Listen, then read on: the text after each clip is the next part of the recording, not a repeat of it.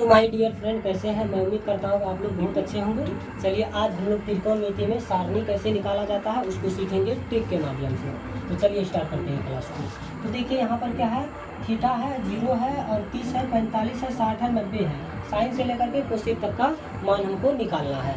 तो सबसे पहले क्या करना है, 0 के सामने हमको 0 रख लेना है, 30 के सामने 1 रख लेना है, 45 के सामने 2 रख लेना है, 60 के सामने 3 रख लेना है और 90 के सामने 4 रख लेना है। सबको क्या कर देना है, अपने मन से 4 से भाग कर देना है। सभी में क्या करना है, 4 से भाग कर देना है। 4 से भाग करने के बाद क्या करना है, सब में अपने मन से रूट चढ़ा देंगे। सभी में क्या करेंगे, रूट चढ़ा देंगे। हम अपने मन से सभी में रूट चढ़ा देंगे। देखिए हम सभी में रूट चढ़ा दिए। अब देखिए इसमें क्या है, रूट में है 0/4 और आपको इतना पता होगा कि 0 में अगर कोई भी संख्या से भाग देते हैं तो 0 ही आता है। इसीलिए यहाँ 0/4 है, तो 0 में 4 से भाग देंगे तो क्या आएगा, 0 ही आएगा। और 0 चाहे रूट में रहे चाहे बाहर में रहे, कोई फर्क नहीं पड़ता। इसीलिए 0 को हम लोग रूट से निकाल सकते हैं। तो साइन 0 का मान कितना हो जाएगा, 0 डिग्री।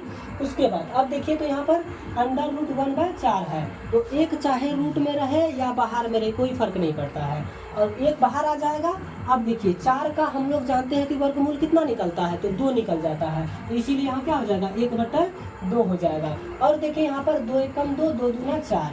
अब यहाँ फिर देखिए रूट में 1 आ गया, तो रूट में 1 को रखना नहीं है, वो स्वतंत्र होता है। तो इसीलिए रूट में 1 नहीं रहेगा, बाहर आ जाएगा।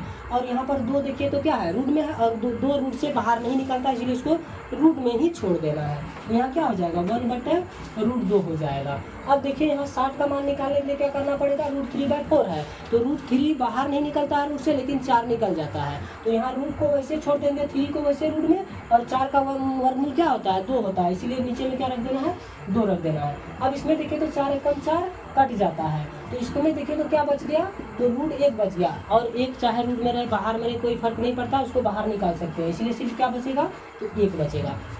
तो ये 0 से लेकर के 90 तक का माइंड को फाइंड हो गया है। अब हमको क्या कर देना है, उसका निकालने के लिए इसको पूरा घुमा देना है। उधर का 90 का मान कहाँ आ जाएगा, 0 पे आ जाएगा। तो 1 और 60 का मान कहाँ आ जाएगा, 30 पे आ जाएगा। और 45 का मान सेम रह जाता है। और 30 का मान कहाँ चले जाएगा, तो 60 में चले जाएगा और 0 यहाँ आ जाएगा। तो इसी तरह हम साइन और कोस का निकाल चुके हैं। तो हमको 10 का मान चाहिए, तो 10 का मान निकालने के लिए हमको ये फॉर्मूला याद रखना पड़ेगा। tan थीटा बराबर क्या होता है, sin θ/cos θ फॉर्मूला होता है। अब देखिए तो यहाँ पर साइन में क्या है, 0 और कोस में क्या है, 1। तो यहाँ पर साइन में 0 रखते हैं और कोस में क्या रखते हैं, 1। अब देखिए 0 में कोई भी संख्या से भाग देंगे तो क्या प्राप्त होगा, 0 ही प्राप्त होगा। तो इसीलिए यहाँ क्या होगा, 0। तो tan 0 का मान कितना हो जाएगा, 0। अब उसी तरह देखिए 30 का निकालेंगे, तो 30 में साइन का मान कितना है, 1/2 और कोस का मान कितना है, तो √3/2। यहाँ से देखिए 2 और 2 कट जाएगा, मेरे पास बचेगा क्या, 1/√3 बच जाएगा। तो tan 30 का मान कितना हो जाएगा, 1/√3 हो जाएगा। तो इसी तरह हम लोग 45 का भी निकालेंगे। साइन 45 का मान कितना है, 1/√2 है और कोस 45 का मान कितना है, 1/√2 है। देखिए दोनों सेम संख्या है, तो सेम संख्या है तो काट सकते हैं एक बार में। तो इसीलिए tan 45 का मान कितना हो जाएगा, 1 हो जाएगा। अब देखिए tan 60 का मान निकालने के लिए देखिए साइन 60 का मान कितना दे रखा है, √3/2 दे रखा है। और कोस इसका मान 60 का मान कितना दे रखा है, तो इसका मान दे रखा है 1/2। तो 2 से 2 काट सकते हैं। अब देखिए यहाँ क्या बचा, √3/1 और 1 को हम लोग नीचे में नहीं लिखते हैं, तो सिर्फ क्या लिखेंगे, √3 लिखेंगे। तो tan 60 का मान कितना हो जाएगा, √3 हो जाएगा। अब देखिए हमको 90 का मान चाहिए, तो साइन में 90 का मान कितना है, 1 और कोस का मान कितना है, 0। अब देखिए कोई भी संख्या में अगर 0 से भाग देंगे तो वह अपरिभाषित प्राप्त होता है, यानी इन्फिनिटिव आता है। तो इसका मान क्या हो जाएगा, इन्फिनिटिव, यानी अपरिभाषित हो जाएगा, अपरिभाषित हो जाएगा। अब क्या करना है, कोट का मान निकालने के लिए tan का मान को मतलब घुमा देना, पलटा देना है। वो अपरिभाषित यहाँ आ जाएगा और ये √3 यहाँ आ जाएगा, 1 यहीं रह जाएगा और ये 1/√3 यहाँ आ जाएगा और ये 0 यहाँ आ जाएगा। तो इसी तरह हम लोग कोट तक का मान पुट कर लिए हैं। अब हमको चाहिए किसका, सेक का मान चाहिए। सेक का मान को निकालने के लिए हमको क्या करना पड़ेगा, कोस को मान को क्या कर देना है, पलटा देना है सिर्फ। यहाँ देखिए कोस में क्या है, 0 डिग्री का मान कितना है, 1 है और 1 के नीचे कुछ नहीं तो क्या है, 1 और 1/1 क्या हो जाता है, कट जाता है। काटेंगे तो फिर भी 1 बचता है, तो इसीलिए सेक 0 डिग्री का मान कितना हो जाएगा, 1 हो जाएगा। अब देखिए यहाँ पर कोस में 30 का मान कितना √3/2 है। तो √3/2 को हम क्या कर देंगे, पलटाएंगे तो 2 ऊपर चले जाएगा और √3 नीचे आ जाएगा। तो इसका मान क्या हो जाएगा, 2/√3 हो जाएगा। उसी तरह से हम देखिए कोस में 45 का मान कितना 1/√2 है। तो √2 ऊपर चले जाएगा, 1 नीचे आ जाएगा। तो 1 नहीं लिखेंगे, सिर्फ √2 लिखेंगे। तो √2 यहाँ लिख दिए।